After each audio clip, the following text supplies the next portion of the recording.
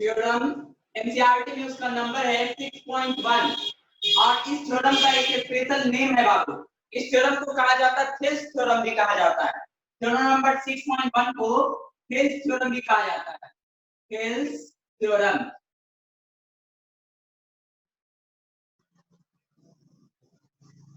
आज हम लोग डिस्कस करेंगे थेल्स थ्योरम के बारे में। थेल्स साहब ने कहा क्या है, स्टेटमेंट उनका क्या था? स्टेटमेंट ये था बाबू कि when a line drawn parallel to the one side of a triangle, यानी जब एक लाइन ड्रॉ किया जाता है ट्रायंगल के किसी एक साइड के पैरेलल, क्या लिखेंगे? वो लिख रहे हैं पहले, when a line drawn parallel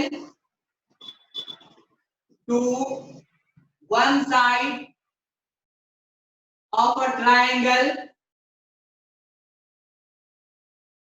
to intersect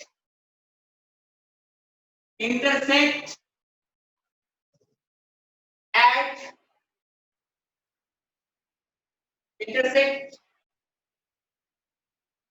other two side at two distinct point.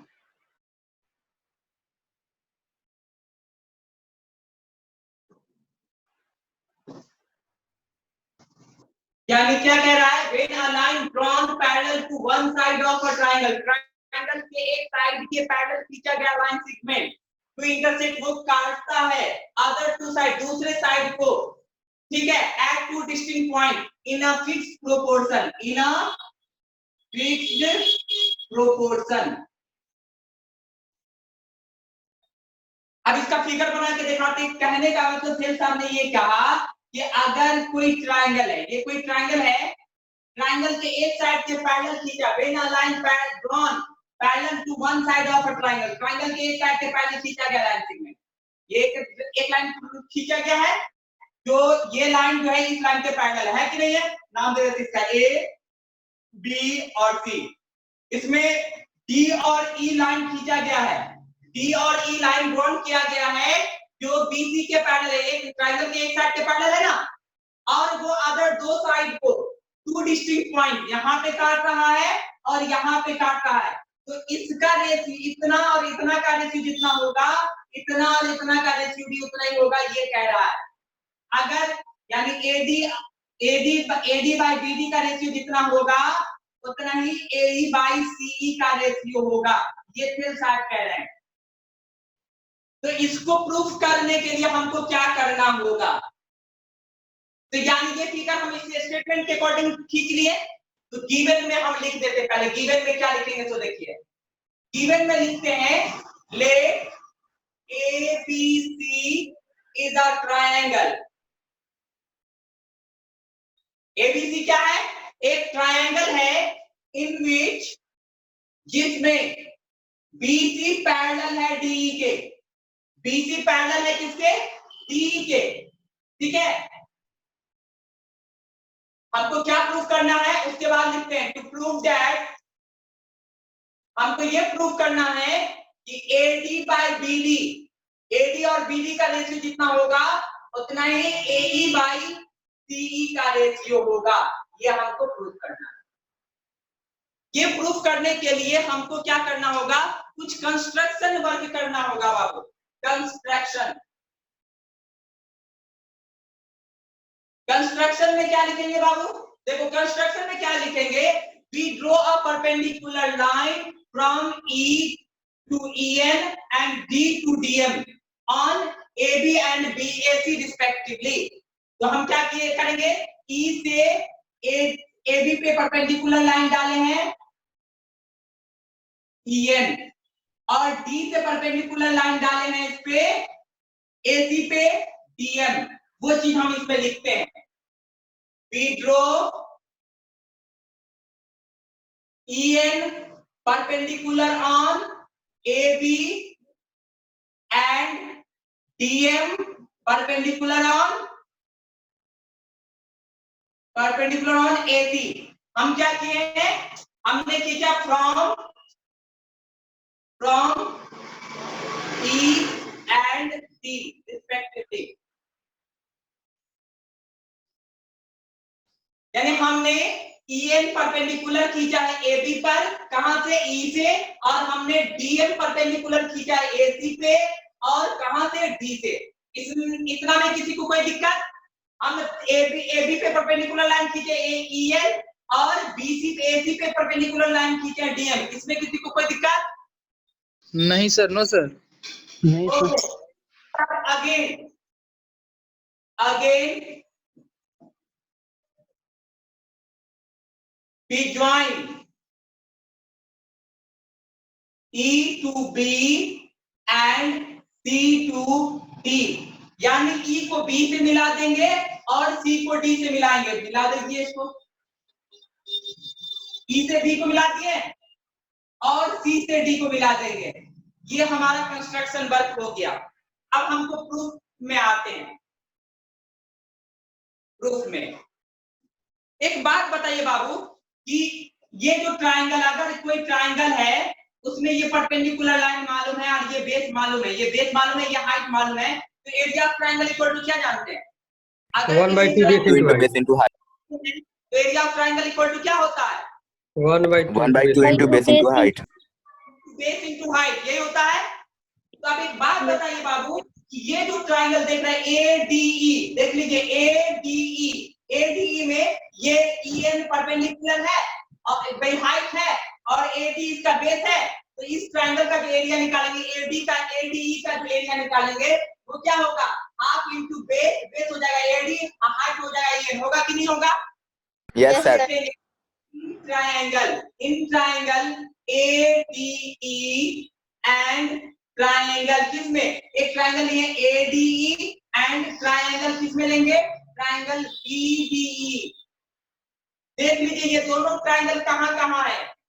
ये दो ट्रायंगल लिए हैं। हम ऐसा इसलिए लिए हैं, हम चाहते हैं, हमको रिलेशन क्या लेना था? AD और BD में रिलेशन लेना था। हमको किसमें रिलेशन लेना बाबू? AD और BD में। इसमें ये ADE में लिए थे, इसमें AD साइड आ जाएगा और एक दूसरा ट्रायंगल लिए BDE, उसमें BD आ जाएगा साइड। दोनों ट्रायंगल में ये साइड और ये साइड आ जाएगा। यस हम सर। क्या करते हैं? AD और BD में रेशियो है, AD और BD का क्या है? रेशियो। तो हम ऐसा लिखते हैं एरिया ऑफ ट्रायंगल कितना? ADE बाय एरिया ऑफ, क्योंकि रेशियो इसीलिए रेशियो में इसके दोनों के एरिया को लिखे, area of triangle BDE equal to area of triangle ADE बराबर क्या होगा? ADE का एरिया इक्वल टू होगा हाफ इंटू बेस इसका कौन होगा? AD होगा और हाइट कौन होगा? इसका EN होगा या नहीं होगा? ADE का एरिया जो होगा EN होगा। उसी का जो एरिया होगा ये क्या होगा? हाफ इंटू बेस इसका कौन हो जाएगा? BD। बेस क्या हो जाएगा? BD। और हाइट इस ट्रायंगल का भी वही होगा, EN ही होगा। इस ट्रायंगल का भी height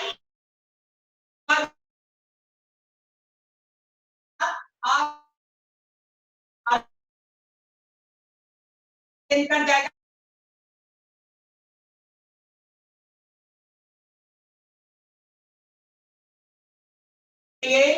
area of triangle ADE by area of triangle BDE equal to AD by BD।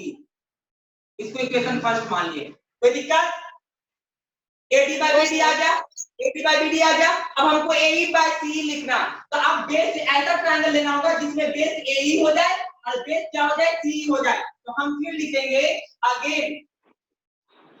Again in triangle, यही ट्रायंगल ले लें, ये ट्रायंगल ले लेंगे तो आ जाएगा ADE, again in triangle ADE and triangle किसमें? CED।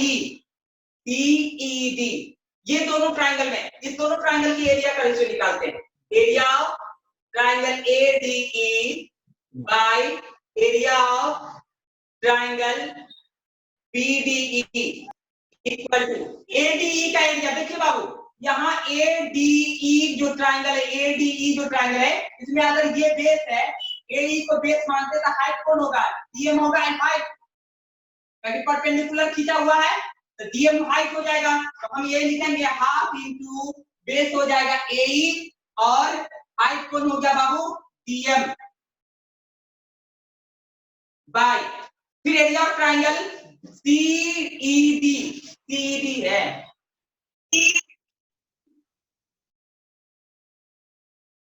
CED का एरिया तो हाफ इंटू बेस कौन होगा? CE होगा और हाइट किसका? यही DM ही होगा, तो DM हो गया। ये DM से ये DM कैंसिल, ये हाफ से हाफ कैंसिल, तो कितना हो गया?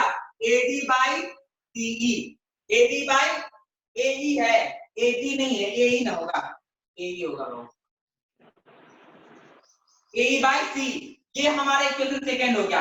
यहाँ पे हम कर करके लिख देते हैं area of triangle ADE by area of triangle CED equal to कितना हो गया? AE by CE। Equation second हो गया। इतना में किसी को कोई दिक्कत है? No sir. No, sir. नहीं सर। शुरू कर लेते, फिर हम इसके बाद वाला प्रोसेस पे जाएंगे। सवाल कह रहा था कि अगर किसी ट्राइंगल के एक साइड के पैरेलल खींचा गया लाइन सेगमेंट, किसी ट्राइंगल के एक साइड के पैरेलल खींचा गया लाइन सेगमेंट, वो रेस्ट दो साइड को सेम प्रोपोर्शन में डिवाइड करती है, यानी AB और AC को AD बाय BD जितना निकलेगा उतना ही AE बाय CE निकलेगा। ये हमको प्रूफ करना था। तो जो फिगर हम ड्रॉ करते हैं स्टेटमेंट के अकॉर्डिंग उसको गिवन में लिखते हैं। गिवन में BC parallel D, BC parallel है D के। हमको प्रूफ क्या करना था वो हम उसके बाद लिखते हैं, गिवन के बाद प्रूफ लिखते हैं। टू प्रूव दैट हमको ये प्रूफ करना है कि AD और BD का रेशियो बराबर होगा AE बाय CE का रेशियो, ये हमको प्रूफ करना था, ये हम लिख दिए। उसके बाद इसको प्रूफ करने के लिए हमारे पास जिस तरह का फिगर दिया होता है कंस्ट्रक्शन नहीं करते तो हमको निकालना इम्पॉसिबल था। तो हमने क्या किया, इसमें कुछ कंस्ट्रक्शन वर्क किए। कंस्ट्रक्शन के लिए हम क्या किए, E पॉइंट से EN AB पर परपेंडिकुलर खींचे, E पॉइंट से EN परपेंडिकुलर खींचे हैं AB पे। उसी तरह D पॉइंट से DM परपेंडिकुलर खींचे AC पे। उसके बाद क्या किए, E पॉइंट से B को मिला दिए और C पॉइंट से D को मिला दिए, जैसा कि कंस्ट्रक्शन में लिखा हुआ है। अब एक बात बताओ बाबू कि अब ये देखो कि अगर इस ट्रायंगल ADE में ये परपेंडिकुलर हो गया और ये बेस हो गया, तो बेस और परपेंडिकुलर में एरिया ऑफ ट्रायंगल का फार्मूला जानते हैं, half into base into height. तो उससे क्या हो गया, एरिया ऑफ ट्रायंगल ADE बराबर हो जाएगा हाफ इंटू बेस हो गया AD और हाइट हो गया EN। फिर हम क्या किया, हमको तो AD और BD का रेशियो लेना है, इसीलिए ये ट्रायंगल का एरिया में ये साइड आ गया और ये ट्रायंगल का एरिया अगर लेंगे तो इसमें भी ये बेस आ जाएगा, इसीलिए ये दोनों ट्रायंगल के एरिया का रेशियो निकालें। तो ये बड़ा वाला ये जो ट्रायंगल लिखते हैं एरिया ऑफ ट्रायंगल ADE का area equal to half into base हो गया इसका AD और हाइट हो गया बाबू इसका EN, लिख दिए। फिर आगे एरिया ऑफ ट्रायंगल BDE ये जो ट्रायंगल है इसका area equal to half into base इसका हो गया BD और हाइट यही होगा इसका EN होगा। EN से EN कट गया, हाफ से हाफ कट गया, तो AD बाय BD आ गया। तो इसको हम इक्वेशन 1 मान लिए, इसको हम इक्वेशन 1 मान लिए, यानी एरिया ऑफ ट्रायंगल ADE और area of triangle BDE equal to AD by BD। फिर अब हमको किसका रेशियो लेना था, A और C का रेशियो लेना था। तो किस दो ट्रायंगल का एरिया लेना होगा, इस ट्रायंगल का एरिया लेना होगा जिसमें AE आ जाएगा। अगर इसको हाइट मान ले, इसको बेस मान ले, तो ये हाइट है ना, ताकि परपेंडिकुलर लाइन डाला गया तो ये हाइट हो जाएगा और ये बेस हो जाएगा। तो ये बेस और हाइट से तो आप दूसरा जो CE को लेंगे तो ये ट्रायंगल का एरिया निकालना होगा। तो हम दोनों ट्रायंगल के एरिया का रेशियो निकालें, area of triangle ADE by area of triangle CDE। दोनों एरिया ऑफ ट्रायंगल ADE बराबर क्या लिखेंगे, हाफ इंटू, अब बेस किसको ले रहे हैं, AE को ले रहे हैं, बेस किसको ले रहे हैं, AE को ले रहे हैं, तो AE और हाइट कौन हो जाएगा इसका DM, तो DM ले लिए। फिर उसी तरह एरिया ऑफ ट्रायंगल CED का area equal to half into base हो गया CE और हाइट हो गया इसका बाबू DM से DM कट गया, हाफ से हाफ कट गया, AE बाय CE, यानी area of triangle ADE by area of triangle CDE equal to AE by CE। Question second, दोनों समझ में आ गया बाबू? Yes, sir. ओके, अब हम आगे थोड़ा बढ़ रहे हैं। Yes, sir.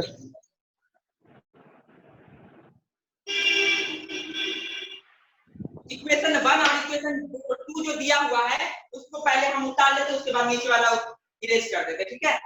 आपको और सबका जरूरत तो है नहीं।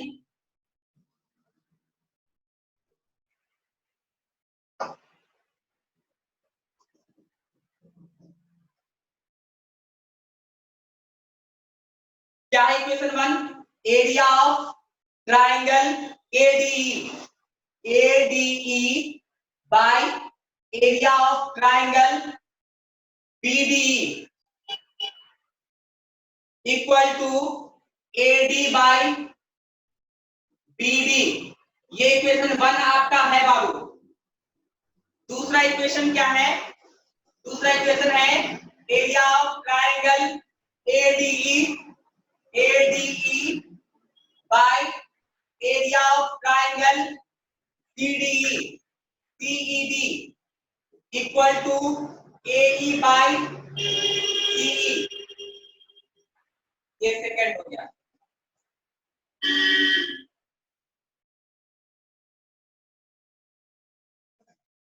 एक बात बताओ बाबू कि अगर हम इस दोनों को यानी दोनों के LHS को, दोनों इक्वेशन के LHS को अगर इक्वल करेंगे तो जाकर के ये दोनों आपस में इक्वल हो जाएगा।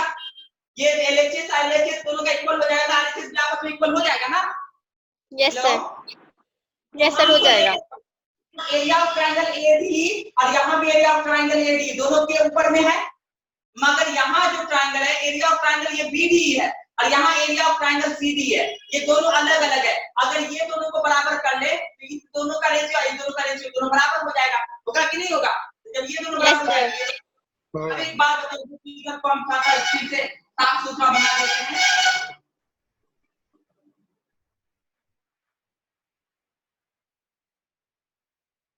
खेल साहब ने क्या कहा था बाबू कि ये एक लाइन से पैरेलल खींचा गया है D। ये पैरेलल है ना ये दोनों लाइन बाबू। हम यहाँ पे इस पर परपेंडिकुलर लाइन डाले हैं जिसका नाम था EL लिखे थे, यहाँ पे इसको परपेंडिकुलर लाइन डाले थे जिसका नाम लिखे थे DM, और उसके बाद हम इसको इससे मिला दिए थे, उसके बाद हम C से D को मिला दिए थे। एक बात बताओ बाबू, हम लोग पढ़े थे 9th क्लास में कि अगर दो ट्रायंगल एक ही पैरेलल लाइन और एक ही बेस पर बना हुआ होगा तो दोनों ट्रायंगल एरिया बराबर होगा। Yes sir. देखो बाबू यहाँ देखो, ये दोनों पैरेलल लाइन है, ये दोनों पैरेलल लाइन है, और ये जो ट्रायंगल देख रहे हो ये ट्रायंगल DE सेम बेस, ये ट्रायंगल और BDE ये ट्रायंगल, ये दोनों ट्रायंगल का एरिया बराबर है और एक ही बेस D पर बन रहा है। तो ये जब Yes, ये sir. दोनों ट्रायंगल एक ही पैरेलल लाइन और एक ही बेस पर बन रहा है, इसलिए दोनों ट्रायंगल का एरिया बराबर होगा। होगा सर, होगा। तो हम लिखते हैं as we know, जैसा कि हम लोग जानते हैं, here triangle BDE and triangle कौन सा CED are made on same base DE, यानी ये दोनों ट्रायंगल सेम बेस D पे बन रहा है and Yes, sir. same parallel lines DE and BC और CD पैरेलल लाइन के बीच में बन रहा है।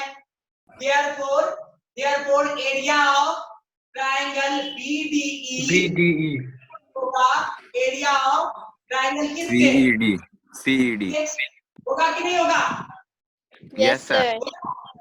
अब ये बताओ, अब एक बात बताओ कि जब ये एरिया ऑफ ट्रायंगल ADE दोनों में है, अब BDE को लिख सकते हैं, BDE को लिख सकते हैं CD। Yes, sir. Yes, sir. Putting area of triangle BDE equal to area of triangle CED in equation 1, यानी एरिया ऑफ ट्रायंगल BDE के जगह पे हम एरिया ऑफ ट्रायंगल CDE लिख देते इक्वेशन 1 में, तो क्या हो जाएगा बाबू? Area of triangle ADE by area of triangle. आप क्या लिखते हैं? बीडीई के जगह पे लिखते हैं CD. Area of triangle CED, क्या कि दोनों बराबर है, ये और ये दोनों आपस में बराबर है, इतना की जगह इतना लिख सकते हैं। इक्वल टू क्या हो जाएगा? AD by BD. ये इक्वेशन थर्ड हो गया। कोई दिक्कत इसमें? नो कोई सर। दिक्कत नहीं? बीडीई के एरिया की जगह पर हम सीडीई का एरिया लिखेंगे कि दोनों बराबर है। कोई दिक्कत? No sir. अब एक बात बताइए, आप देखिए इक्वेशन सेकंड एंड थर्ड को from equation third and second we get, हम पाते हैं। देखो ये देखिए, इसका एलएचएस देखिए, area of triangle AD by area of triangle CD. यहां पे लिखा हुआ है एरिया ऑफ ट्रायंगल एडी और एरिया ऑफ ट्रायंगल सीडी दोनों बराबर है। Yes sir. दोनों का एलएचएस Yes, अगर बराबर होगा तो आरएचएस भी बराबर हो जाएगा ऑटोमेटिकली। हाँ yes sir. Yes sir. AB by BD equal हो गया AE बाय CD। ये ना प्रूफ करना था बाबू। Yes sir. इसमें यानी सेल्स थ्योरम को समझ में किसी को कोई दिक्कत? No sir. नहीं सर। सर तो आज हम लोगों ने सेल्स थ्योरम को प्रूव करना सीखा। तो यानी सेल्स साहब ने जो कहा था कि अगर किसी ट्रायंगल के एक साइड के पैरेलल खींचेंगे कोई लाइन सेगमेंट, तो वो रेस्ट दो साइड को सेम प्रोपोर्शन में डिवाइड करेगा। ये बात प्रूफ हो गया है ना? अब हम इसका इन्वर्स जान रहे हैं कि अगर कोई लाइन सेगमेंट ट्रायंगल में खींचा गया लाइन सेगमेंट अगर दो साइड को सेम प्रोपोर्शन में डिवाइड करती है तो वो थर्ड साइड के पैरेलल होगी। जस्ट इसका उल्टा, यानी सेल्स थ्योरम का इन्वर्स हम आज आपको बताने जा रहे हैं। कोई दिक्कत इसमें बाबू? No sir. No sir. No sir.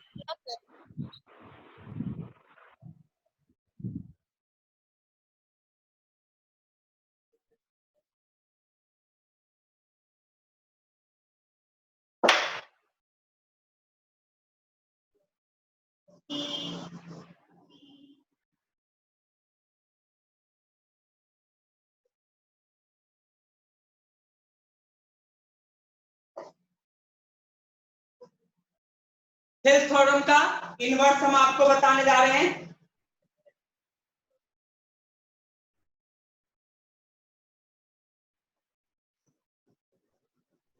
Statement क्या होगा सेल्स थ्योरम के इन्वर्स रिवर्स का?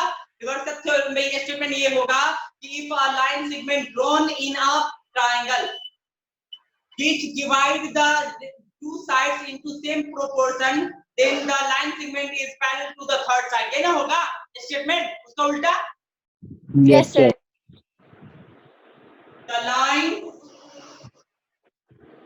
drawn in a triangle in such a way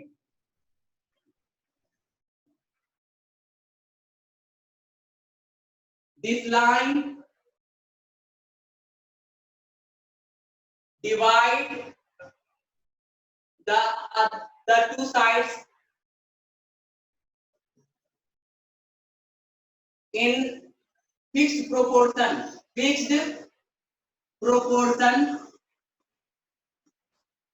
then the line is parallel to the third side। तीसरे साइड के वो पैरेलल होगा। यानी the line drawn in a triangle, यानी ट्रायंगल में खींचा गया लाइन इन सच अ वे, इस तरह से खींचा गया है this line divide the two side in fixed proportion, यानी यह लाइन जो है दो साइड को फिक्स्ड प्रोपोर्शन में डिवाइड करता है। Then the line is parallel to the third side, वो तीसरे साइड के क्या होगा? पैरेलल होगा। अब हम इसका स्टेटमेंट के अकॉर्डिंग फिगर बना लेते हैं।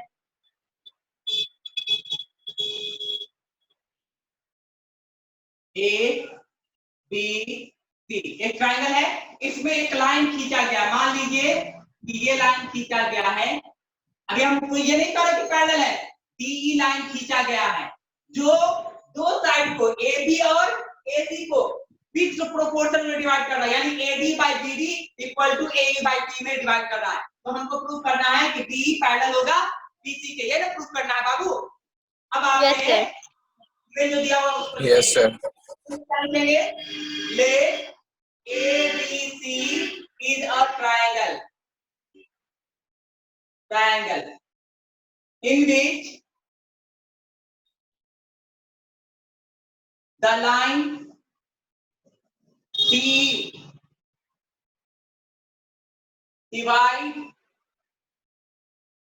AB and AC into fixed proportion.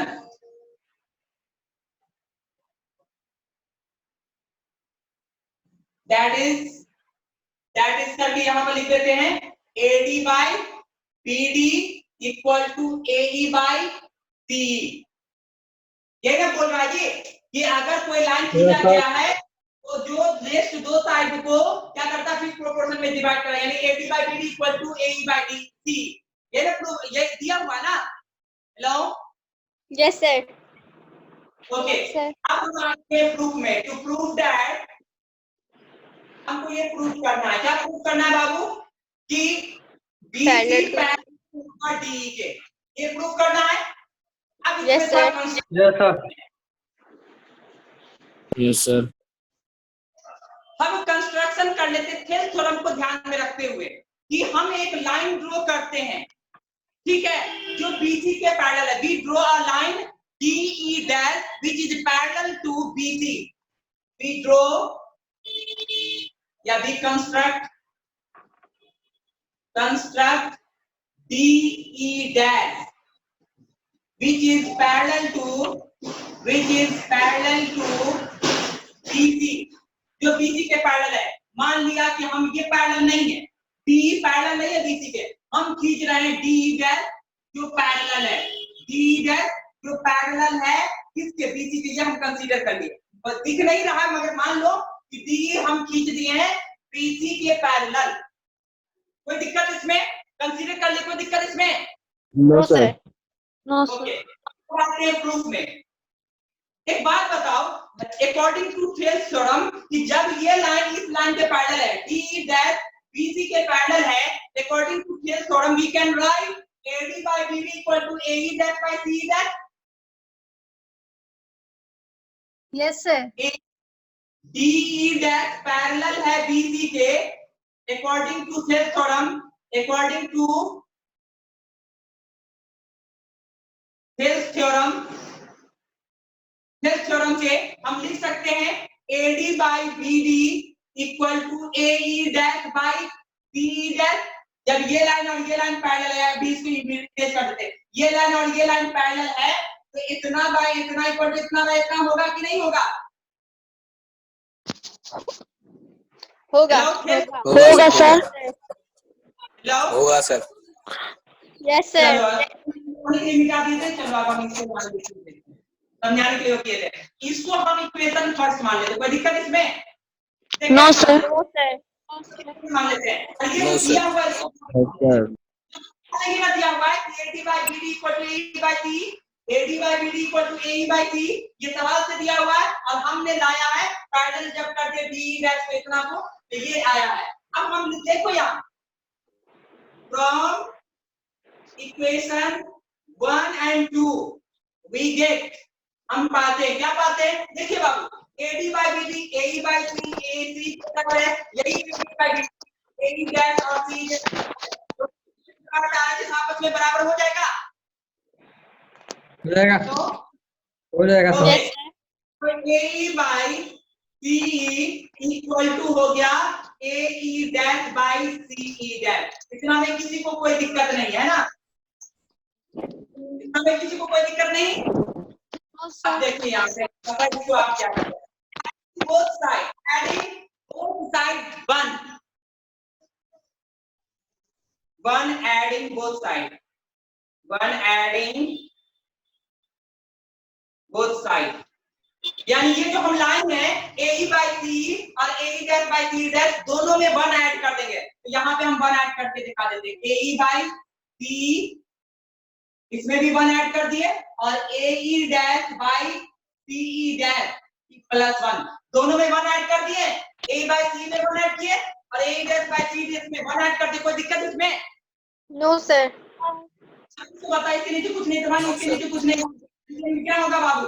C LCM होगा, सी और 1 का एलसीएम सी होगा, तो ए प्लस यहाँ 1 से ये कटेगा नहीं तो सी लिखा जाएगा। उसी तरह यहाँ भी सी डैश और 1 का एलसीएम सी डैश होगा, सी डैश से सी डैश कट जाएगा, ए डैश उसी तरह उतरेगा और यहाँ 1 के नीचे कुछ नहीं है, ये ऊपर उतर जाएगा सी डैश। अब एक बात बताओ, ए और सी मिलकर क्या बनेगा? ए और सी मिलकर के ए सी बन जाएगा, यानी इतना कि प्लस की जगह पे ए सी लिखते हैं बाय सी। कोई दिक्कत इसमें? No sir. No sir. उसी तरह ए डैश और सी डैश, ए डैश और सी डैश, तो ये दोनों मिलकर करके क्या बन जाएगा? ए सी बन जाएगा इक्वल टू सी डैश। अब एक बात बताओ, यहाँ भी ए सी कैंसिल हो जाएगा, तो क्या लिखना है? Equal to C dash. ये सी और सी डैश बराबर तभी होगा, C equal to C dash तभी होगा जब ई को इनसाइड होगा, जब ई डैश ई पे को इनसाइड होगा, तभी ना बराबर होगा बाबू। सी कॉमन है, यस सर। सी तब बराबर होगा जब सी ई डैश जो है ई पे होगा, हाँ या ना? Yes sir. होगा ई और सी डैश दिख रहा है ना बाबू? Yes sir. ई डैश होगा तभी ना ये दोनों बराबर होगा, सी और सी डैश। हम लिखेंगे it can only be possible,